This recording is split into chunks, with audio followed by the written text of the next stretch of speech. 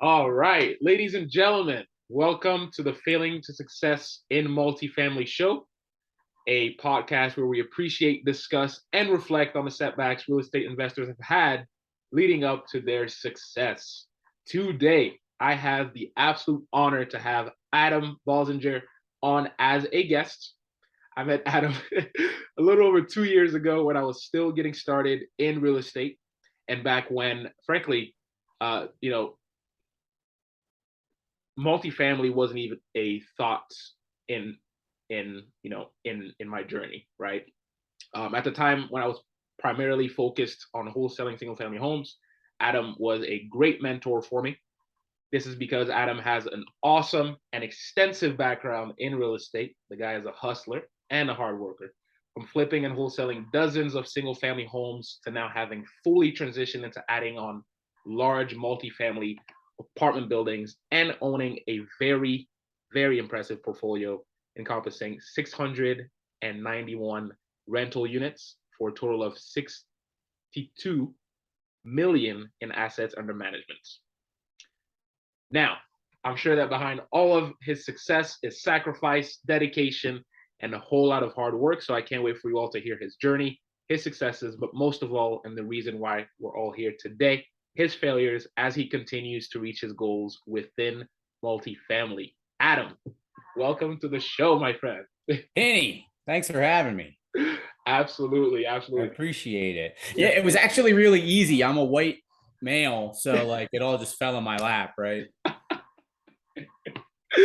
I love it. I love it. Now, Adam, I think I did a fairly poor job at introducing you. So please let our listeners know who you are. Who is Adam Balsinger? Yeah, well, dude, first of all, you did a great job. Appreciate you. So totally. But dude, I mean, you covered all the main points, right? I would say an entrepreneur before I'm a real estate investor. So my first business I ever ran was kind of straight out of college. I got involved in a sales organization. We were selling door to door, literally like residential sales. My first job out of college as a college graduate was selling phone and internet service residentially, door to door, 100% commission based, Wow. um, no benefits, cold calling impulse sales. Sign up today or that's it, right? And I learned how to do that. I learned how to build a team and teach other people how to do those sales. I built a team. And about after a year and a half, 2 years of doing that, I wound up opening up my own business that was essentially doing the same thing, right? Um, Kind of like people would hear me talk about it and assume it was like an MLM type of a thing, right? It wasn't an MLM, but it was like that type of a setup, right? If any of your, audience has ever been familiar with that, like a Mary Kay type of a setup, if you're familiar, right? Yep. Um, but so dude, that was my first business ever, was direct sales. I was constantly recruiting. We were doing face-to-face sales. Our team was always out in the field. I was the office, right? I was processing things and recruiting the team and looking to strengthen relationships with clients and all that fun stuff.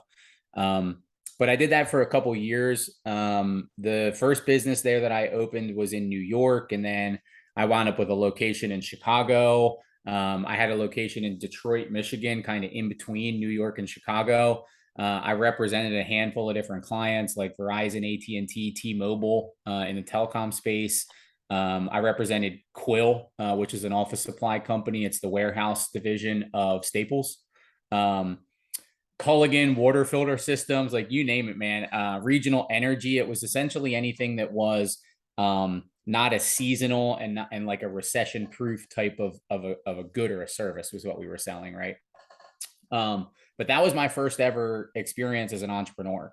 At my best, I had 37 reps selling electricity in Chicago in February.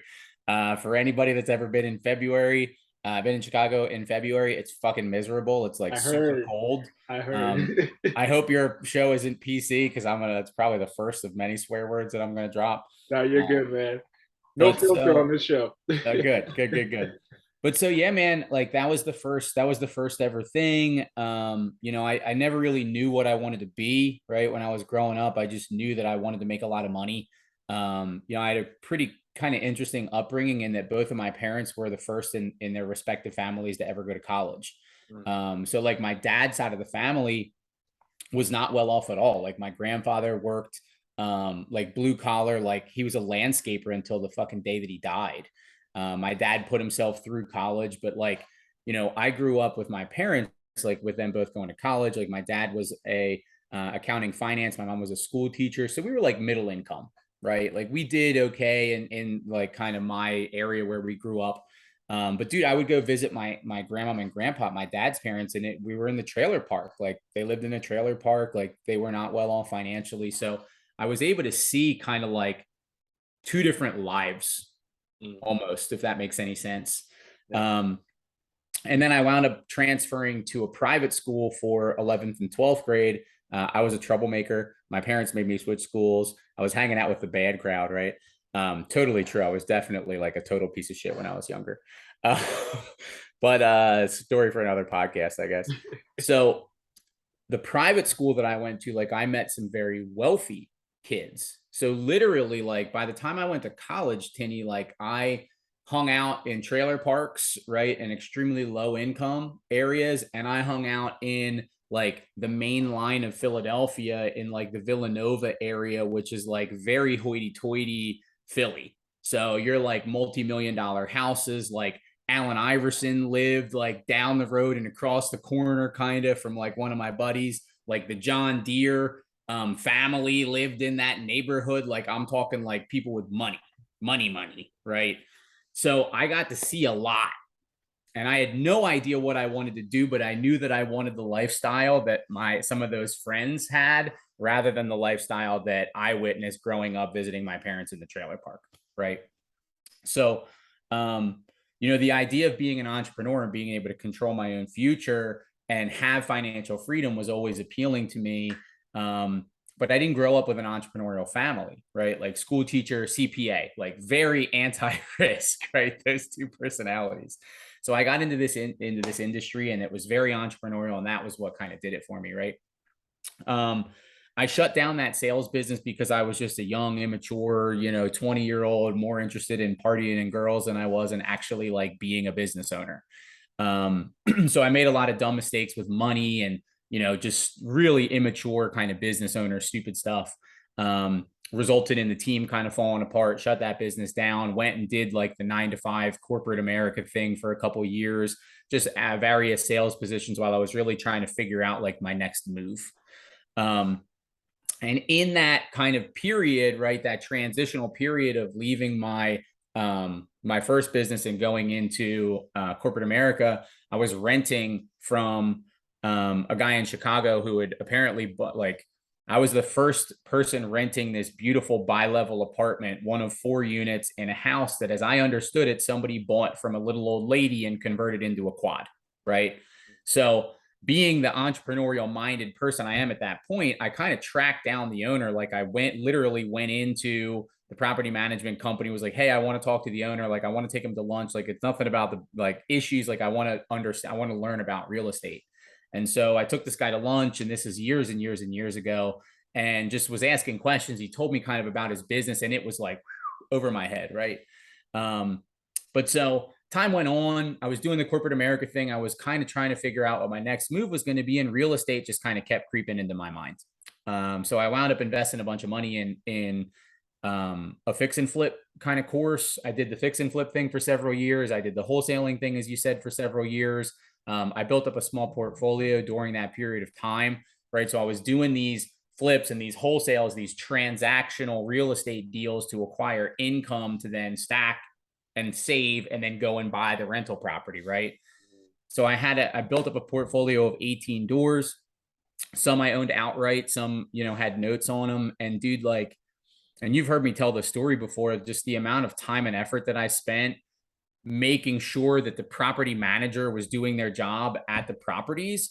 I thought that hiring a property manager was supposed to mean that it was like hands off and I didn't have to do anything. And that was not the case. Like you got to be in communication regularly with your property manager to make sure they're doing their job and understand what's going on at the property. And then also, you're making money. You've got, money coming in. But they're usually like smaller dollar amounts, especially you have a note on the property. If you have a loan, like you're not cash flowing, thousands of dollars a month on a per door basis. And so you're making $100 a month. Like, okay, cool. But a $2,500 expense comes and it's like it right in the face, right? Like, here I'm thinking I'm going to have money left over at the end of the year. And now I'm actually like in the hole for the entire year, right? Just one bad thing happens. And so I was just like, I never wavered in my belief in real estate as a like phenomenal wealth building vehicle. And that was ultimately like the more that I learned about real estate, the more that real estate kind of became for me the thing that I truly believe in and will be what generates wealth for me and my family. But I was like, if I'm doing it the onesie twosie way where I'm buying, adding a couple doors here, a couple doors there, one door here, one, like it was going to take me way too long to get to my goals. Mhm. And so I really became obsessed with rental real estate at scale. And that's what led me down really what I do now, which is the multifamily syndication path. I spent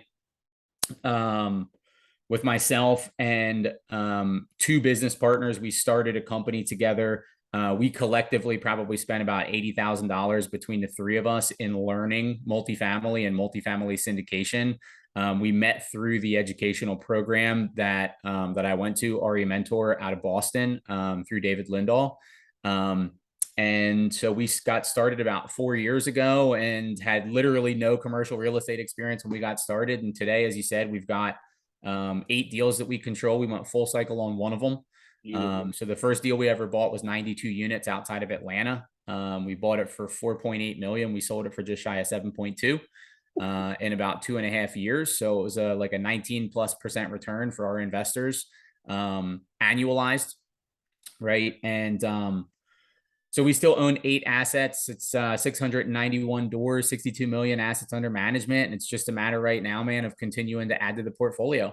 Absolutely. That was, I think, a really long answer to your question. No, and an amazing answer at that. What really stands out about what you just mentioned to me, Adam, is really early on you have, and you've always had, and you had a clear vision for what you wanted out of life. You were younger, yes, you were still trying to figure things out, making small mistakes here and there, having uh, uh, your fair share of successes, but you really knew what you wanted out of life, which was to be an entrepreneur and to be successful, which I really really admire, because it's very easy to grow up and to grow up in a certain environment and to be comfortable within that environment, but you saw yourself become more, right? And then another thing too that stands out is how it's how resilient you are, because you mentioned the various challenges that you've gone through, from losing out on one of your earliest business ventures, to going through various cycles of your life to where you are now. To a lot of people, they probably would have given up, but here you are still pushing through, and still being really successful. What's interesting to me though, Adam, is you've built a wholesaling business, you've built a real estate flipping business, a rental business. What made you, well, you did mention what made you switch into multifamily, but what was the biggest challenge to transitioning from single family homes, wholesaling, to multifamily? As you know, it's two different games, right? It's two different industries almost. It's a totally different business model. Yeah. So what was the biggest challenge in transitioning for you? So, dude, that's a hard question to answer because there was a lot of things that were difficult. Like, if I'm being perfectly honest, I'm sure. Like the real big one, I think, is that it took us 2 years to get our first deal. Mm. And 2 years is a long fucking time to be like banging your head against the wall, which is what it started to feel like after a while. And, I have to give props to my old business partner. After we built our after we had some success together, the conversation was never like we were going to be married to the hip for eternity, right? It was like, we're going to do business, and relationships change and the nature of people's goals and visions change over time. And so we actually separated recently. He's building his own company. I'm building my own company. We each have full autonomy to build our businesses in the vision that we best see fit. But he, I think, was really a key part that kind of kept pushing us forward.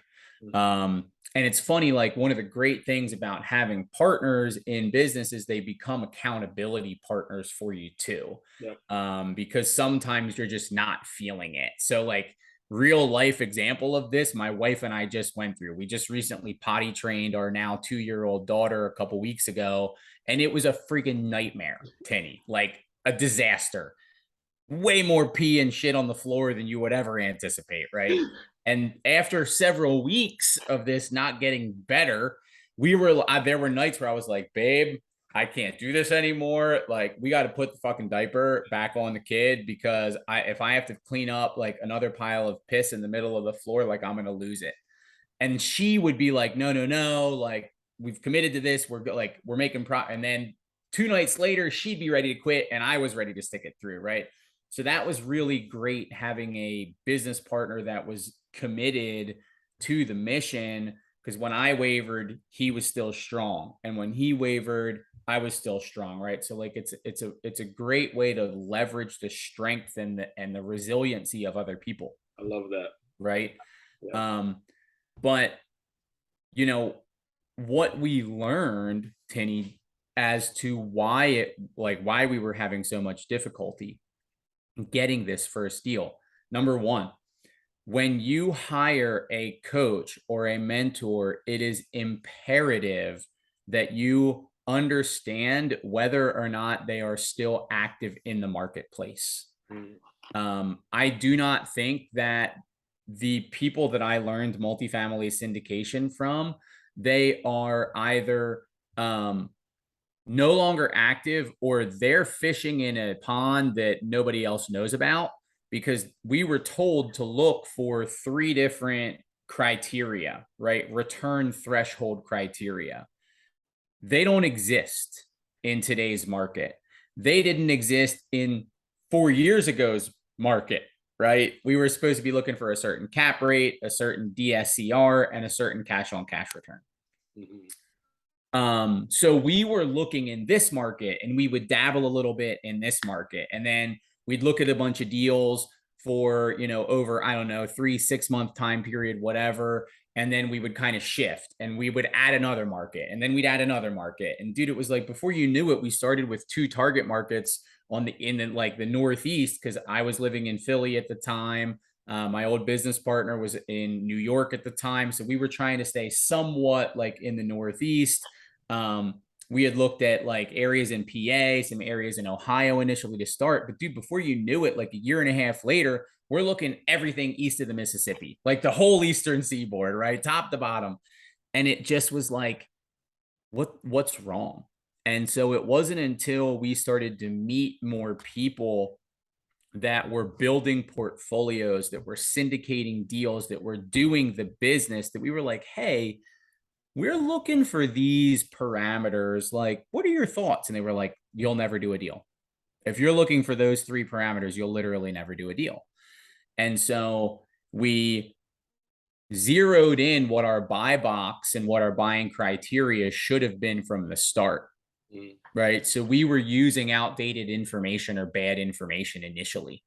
So make sure whoever you're getting information from, they're current, they're active, and they know what they're doing. I totally recommend hiring somebody to learn the multifamily business. It ain't wholesaling. You can learn wholesaling for free on YouTube. I don't think you can learn syndication for free on YouTube. Tinny, you've done some of both. You can back me, confirm or deny that, right? One is different than the other, for sure.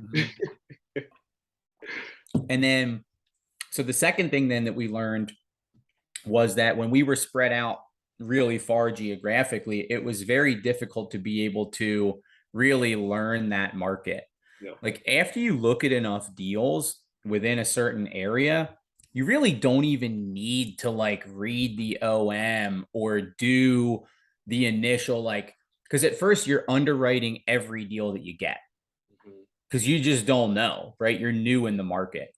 And then as you underwrite more deals, now you start to realize that there are certain things that aren't going to work, right? Or you have to have certain amount of rent pushes that you can achieve, or a certain amount of value add on a per door, right? So you start to figure out some of these things. And so now, a couple deals in, rather than needing to underwrite every deal, now you're skimming the OM and you're like, nope, okay, I'm not even going to underwrite that one, right? So you start to get better at identifying a deal that's worth actually digging into or not. You don't get to that point if you're always shopping in a different market, Yep. right? If you're always fishing in a different pond, you don't learn the types of bait that the fish like in this particular pond. You don't learn like the holes, right? If you've ever gone fishing, there's certain areas that it just seems like fish are always active and always feeding. You Mhm. can't learn that stuff as quickly if you're jumping from pond to pond. Yeah. So those were two big lessons that we learned from that experience. Man, that's awesome. That's But awesome. 2 years, man, that was a long time I to go know. before getting a deal. I can't even imagine, man. Like, I think 90% of individuals who are looking to transition into multifamily, larger units like the ones that you eventually ended up purchasing, would have given up after 6 months, 8 months of not finding or closing any deal. But you and your business partner, Charles, really stuck it out, and that's very, very impressive. I mean, the patience is unreal to me. Um, Yeah, but man. I mean, look, the reality is, dude, and like, look, this might rub some of your listeners the wrong way, but the vast majority of people are not going to succeed in an entrepreneurial venture. yeah, Like, it takes a certain level of grit, determination, refusal to give up, stubbornness, and mindset, confidence in yourself that most people just don't have. absolutely. Everybody can develop those skills and those traits, right? People think that confidence is like this God-given thing. You're either born with it or you're not. That's not accurate. Yes, You can develop confidence, you can develop patience, you can develop persistence, you can develop all those things within yourself, just that most people aren't willing to put in the time and the effort to do the work to yield the result that makes them the person that sticks through for 2 years. love that 100%. You know what I And you mean? also, yeah, you also mentioned a really good point is, you touch base on the importance of relationships in our industry, right? Finding the right business partners. You know, this is really the way that we scale in this business, right? Because you cannot go far by yourself in this industry, right? You have to have the right pieces around you, and you have to have the right business partners around you. And you and Charles, accomplished quite a bit together, right? And in this industry, you only accomplish, the acquisition amounts or the unit counts that you want to accomplish with the right relationships around you, right? That's Very another team. point that I want to make, and that I Yeah. constantly want to make in our industry is, it's a relationship business. Um, and then the other thing too, that I would like to dive in, Adam, is I want to go into a deal, right? Like I want to Sure. dive into a deal and a challenge that you encountered within it. Now I know that you've closed on 8 properties. You've gone full cycle on one, um, which is 19% return is an amazing, amazing, amazing return for your investors. So let's dive into a deal, Adam. Sure. Where it was located, how you found it, and the challenges that you encountered, either prior to closing or during operation. Yeah. So there's one I can think of that was the most. So we closed on 4 deals this year. Um, we haven't closed on anything as of late. There's a lot of obviously um there's a lot of things going on right around the world that are resulting in a lot of uncertainty in today's market. So, we're under LOI on a deal right now. We're still negotiating the PSA. We've been at the PSA for like 3 weeks, which is a whole other story in and of itself.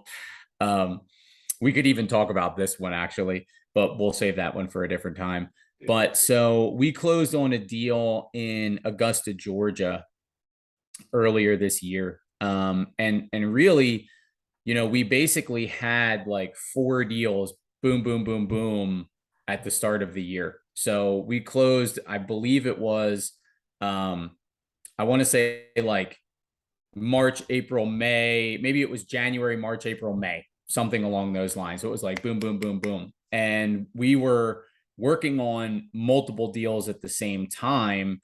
We had 3 deals going at the same time, which we had never done before. I mean, we had never worked on one, under contract to close. When I'm saying working on, that's what I'm talking about. We had never done more than one at a time. Yeah. It was, we would get one, we kind of, acquisitions would almost stop, right? So you're familiar, Tinny, with the wholesaler roller coaster, right? So there's a very similar roller coaster that brand new syndicators experience, because typically it's just 2 people or 3 people, and there's so many hats they're wearing, and everybody's working to find a deal. And then when they get the deal, now it's like, right, pump the brakes on the acquisitions. We got to tend to the deal. Oh. We all have got to like divert attention. Everybody now, it's get the deal from LOI acceptance through to closing, and it's kind of all hands on deck.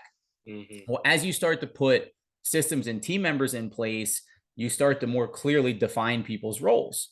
And so as we grew, we were able to put one person in charge of acquisitions, and we actually wound up with some additional team members who were people that were trying to get started in multifamily syndication. They were having trouble. They were butting up against the objection of, you don't have any experience. And so essentially we brought them onto our team, gave them GP in any deal that they found. So we wound up kind of teaching them how to find deals, and they would run deals that they found past our head of acquisitions. And then if our head of acquisitions liked it, we would submit the LOI and we would work the deal, right? And so that's how we went from like only doing one and then needing to pump the brakes to get it to closing, to being able to have multiple LOIs accepted, kind of like boom, boom, boom, boom, boom. But so that was great, right? Never did due diligence on multiple deals at the same time, never was working with multiple lenders on multiple deals at the same time, raising capital on multiple deals at the same time, right? So we knew that this was going to be a stretch. So we strategically brought on different partners onto the general partnership, right? Some people we brought on, they were going to be boots on the ground, and they were going to help out with the equity raise. This group was going to help out with due diligence, and they were going to help out with right. So we had a couple different groups, all with different responsibilities. And Tinny, there's a lot of legality that goes in with the SEC. Like, people can't just simply be a part of the deal and their only job be raising capital. There has to be another role that they fill within the partnership, right, in order to maintain compliance with the SEC laws. So we're making sure that we've got everything right. Like, everybody's identified their roles, like everything's cool. Well, what wound up happening was we underperformed on the equity raise that we kind of committed to for this one particular deal. It was this deal in Augusta. I had never raised for multiple deals before. So what I wound up doing, which I would totally not do again, but I sent high level information on each deal to all of our deal ready investors and kind of allowed them to pick and choose the deal that they preferred. And what we should have done was we should have raised for one, shut it down, raised for the other, shut it down, raised for the next, shut it down, right? Because then you only have one thing to look at, and there's a hard, like, take action date or not, or you lose out. Because what wound up happening was we had investors that were interested, but they didn't like, well, do I do this one or do I do this one? Right. And what does a confused mind say?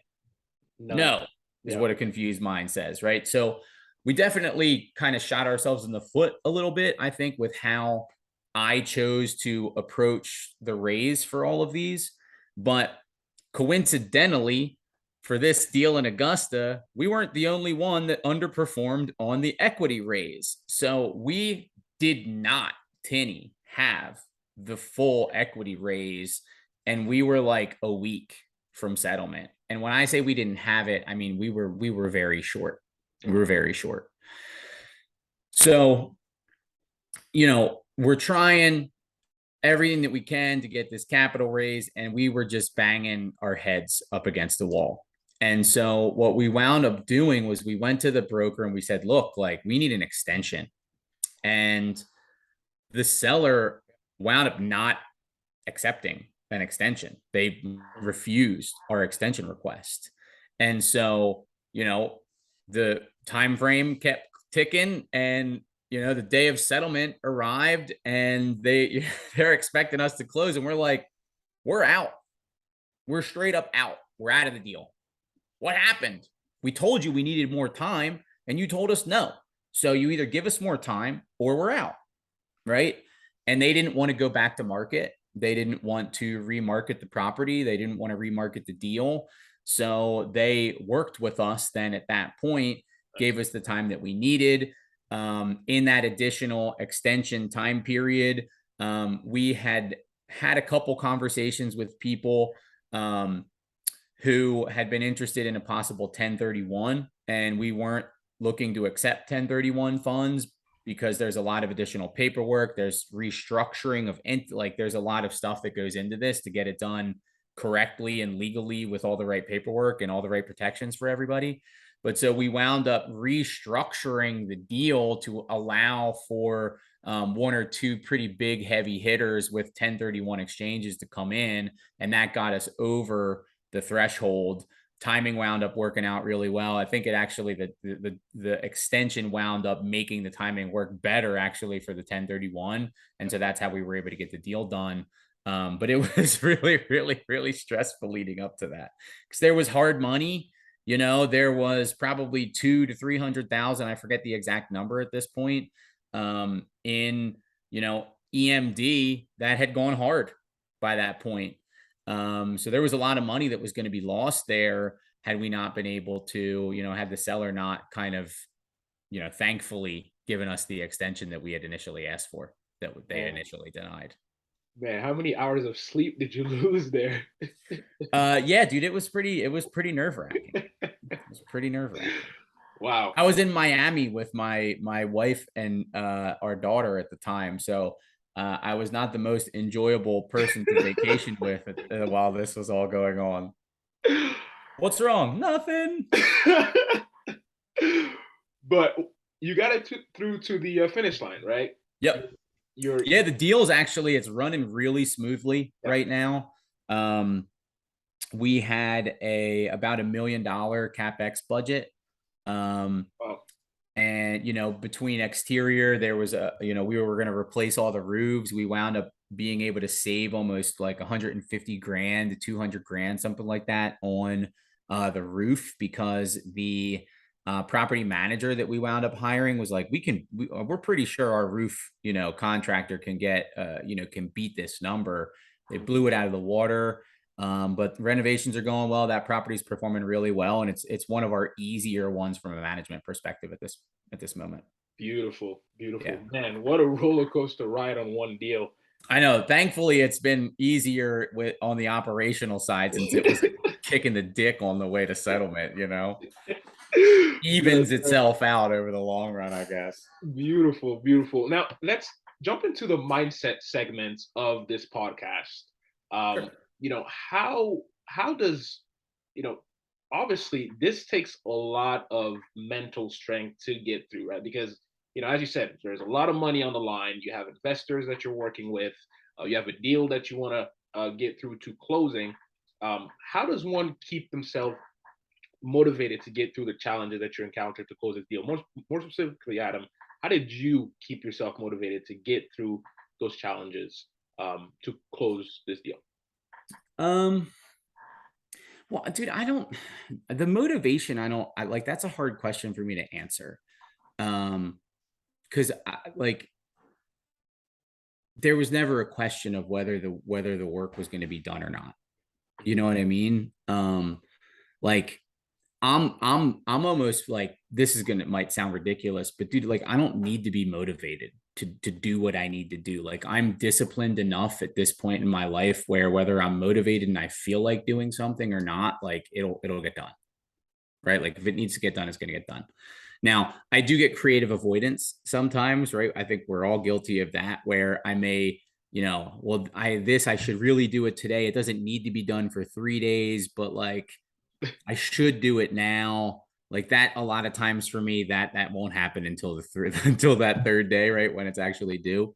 Um, but dude, you know, it was hard for me to motivate myself to like pick up the phone and call another distressed seller when I was wholesaling, right? That was difficult because I didn't like doing those phone calls. I love the multifamily game. Like it's fun to me. There's a lot of moving parts. There's a lot of things that can blow up. But I think that that's what makes it fun and interesting and exciting. Like I got bored with single family stuff after a while, especially in Philadelphia, because that's where I was doing it. That's where I'm from. They're all row homes. It's a shoebox on its side, literally. And you're gutting pretty much everything. So after a while, you're like, this is like, one's just like the next, and it just kind of loses its luster a little bit. But I also, I have been able to build a team. And so, there's a lot of times where some of those conversations, they might not all be me, right? When you build your business to a certain point, a lot of times you're really like, you become the captain of the ship, right? And so the captain of the ship isn't necessarily like, well, captain, how do you motivate yourself to row? It's like, I don't row. Yeah. I rode fucking 30 years ago. Like I'm way past that point, right? Absolutely. The captain is looking out, directing the ship, making sure that you know what I'm saying? Like that's what they're responsible for. So, dude, we've got a lot of people that depend on these deals. Like we've got investors that are involved. I have team members that are involved. So I don't need to be motivated because those people all depend on us and what we're doing for the returns on their capital to help them generate income, right? Like those things for me, kind of like, I don't need to be motivated because those things are kind of like, I'm acutely aware of those things kind of at all times. Yeah. If that makes any sense. Oh yeah, that makes perfect sense. I think that goes back to our earlier point, Adam, and how important it is to have that support system within your team, right? Because at the end of the day, they become that baseline of support and motivation to get things done. Yeah. And I love the point that you make, and I think every successful entrepreneur should actually strive to have that mindset that you have, Adam, being a board member, and not necessarily a CEO or an employee of your own business, right? Because what board members do, typically they oversee the business, but are not in the day to day. And I think that's something that I've learned from you personally is, that's how a successful business owner should eventually strive to become is a board member of their organization. Beautiful, man. So yeah, dude, too many of us want to be self-employed. No. Dude, being self-employed fucking sucks. Yeah. It sucks. You probably make less money than if you actually were employed by somebody else. You definitely don't get benefits. You're killing yourself working probably 10, 12, 14 hours a day.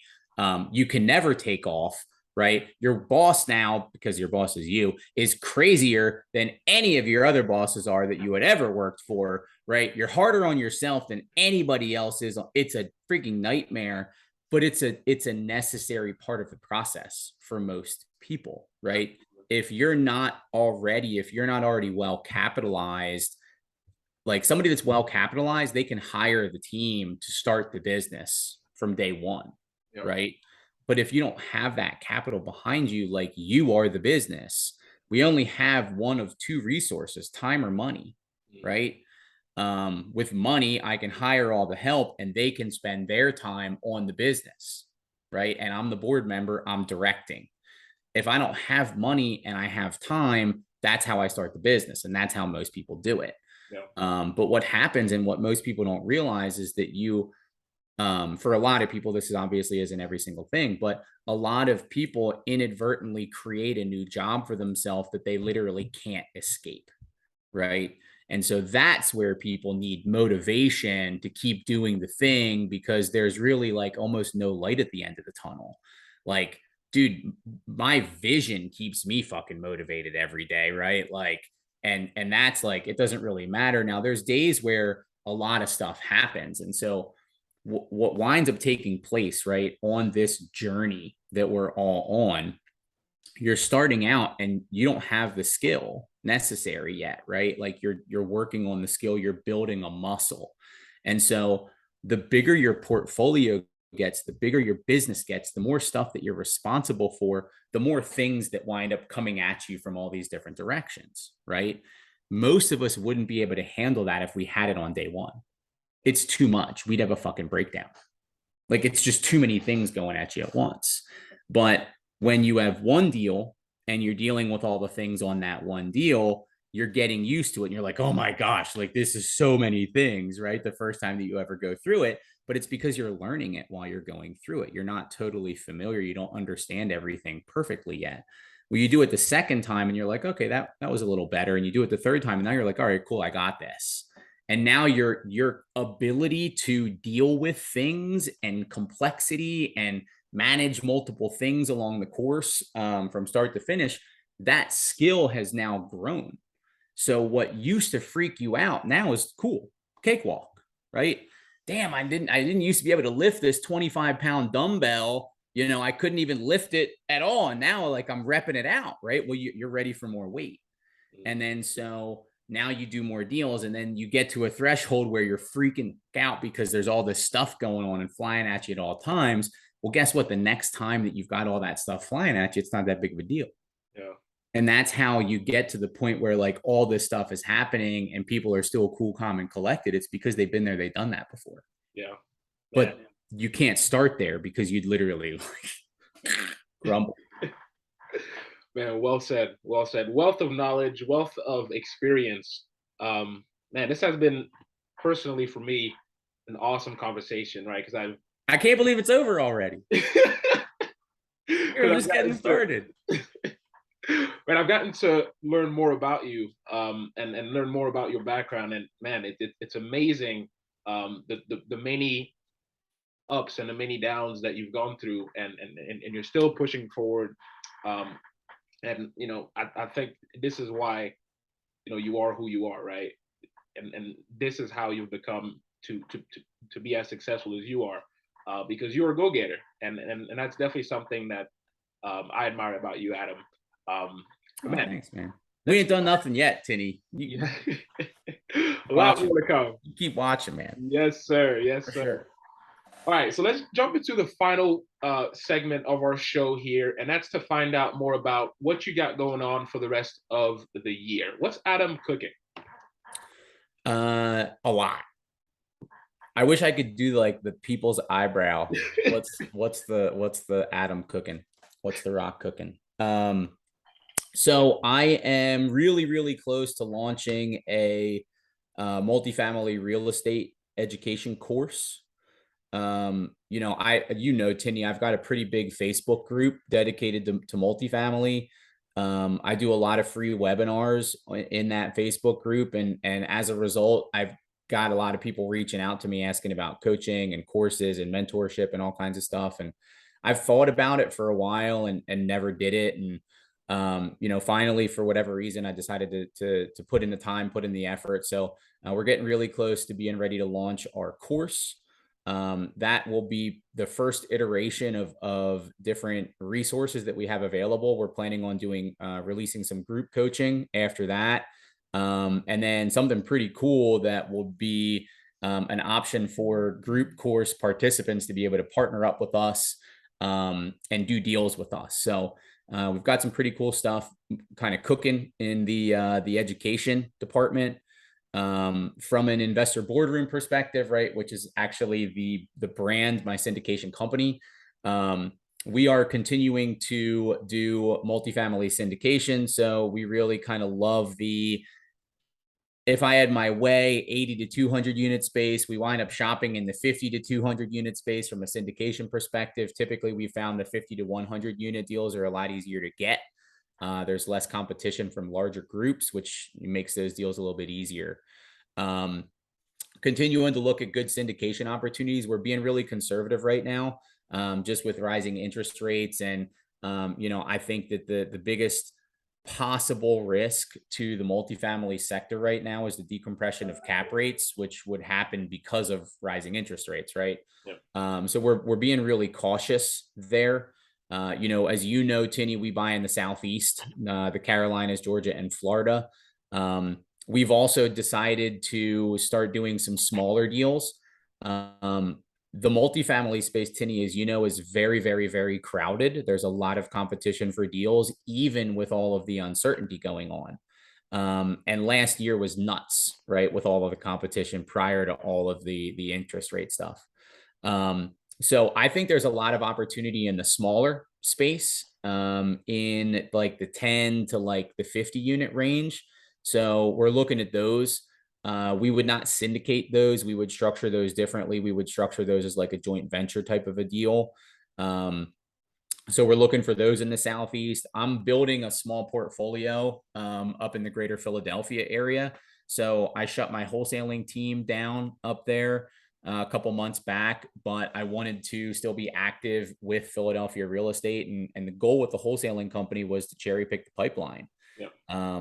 And what wound up happening was, because we had staff and we had marketing expenses and budgets and things, it became very difficult for us to cherry pick the pipeline, because we always had, 5 figures of expenses on an ongoing basis. And so when we had the good deals that we wanted to cherry pick, those were frequently the 40,000 plus assignment fees. And it was like, well, I mean, the guys would make good money on this, and, this could pay for marketing for the next 2 months, or, what I mean? So it became very difficult. So we shut down the wholesaling business, and now we're just acquiring up there. So we've bought 2 houses up there in the past, like past 5 weeks. We're under contract on a duplex up there now.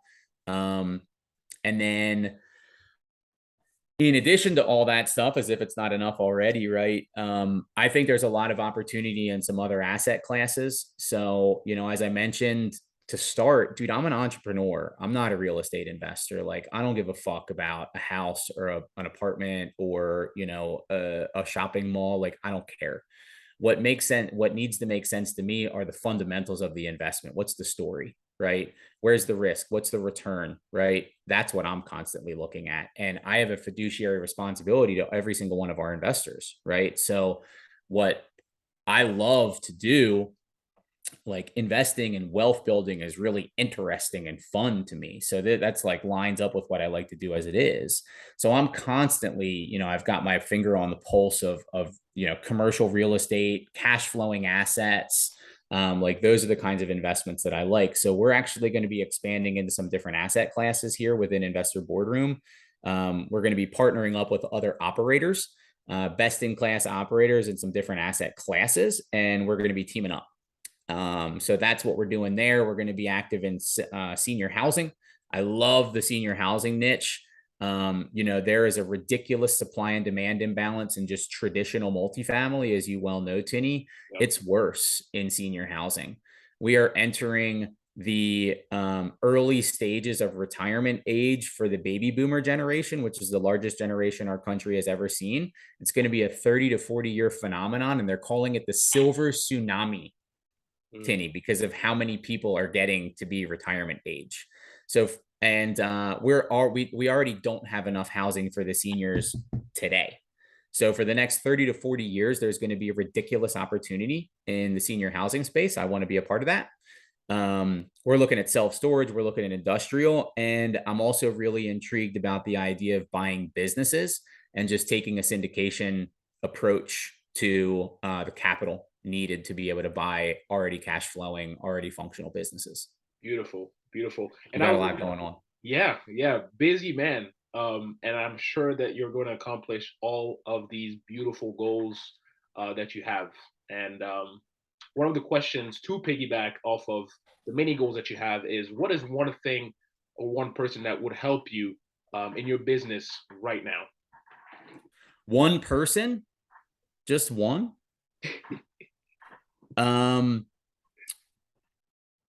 That's a good question. I'm looking over here at my team right now. Really, the best thing that I could probably use right now would be an executive assistant. I've never had one, and I've got multiple things going on, and so somebody that can kind of like jump from company to company along with me would be like a lifesaver right now. Beautiful, Yeah. beautiful, beautiful. Adam, man, I've really enjoyed our conversation today. Man, thanks again so much for coming on. Wealth of knowledge, experience. Guys, if you're looking to invest and work with Adam on many of his business ventures that he currently has going on, please reach out to him. He has a ton of experience in real estate and entrepreneurship as a whole. And if you're just looking to connect with Adam, please reach out to him. I'll put all of his information in the link below. And yes, proven operator, proven entrepreneur, proven real estate investor. Don't hesitate to reach out to Adam. Adam, thanks again so much for coming on. Yeah, man, it Guys, was a blast. Thanks for having me. yes, sir. Thanks again. Albertini Colin, Adam Go Getter Balsinger, signing off. And I keep on forgetting how to stop the recording button. Dude, there it's hard to find if you're not on like the full, if you've got your screen maxed out, it's right there, stop record. But if There not, you it got is. to go down in the bottom and click on the 3 button thing and get the expand. Later, guys.